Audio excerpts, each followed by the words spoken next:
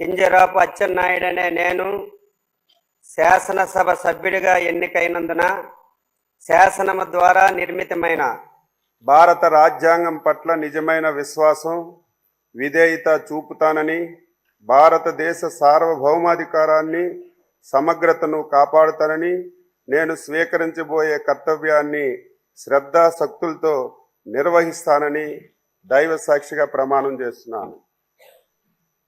ఆంధ్రప్రదేశ్ శాసనసభ సభ్యుడినైన కింజరాపు అచ్చెన్నాయుడు అనే నేను సభా నియమాలకు కట్టుబడి ఉంటానని, వాటిని అనుసరిస్తానని, సభా మర్యాదలను పాటిస్తానని, సాంప్రదాయాలను గౌరవిస్తానని దైవ సాక్షిగా ప్రమాణం చేస్తున్నాను.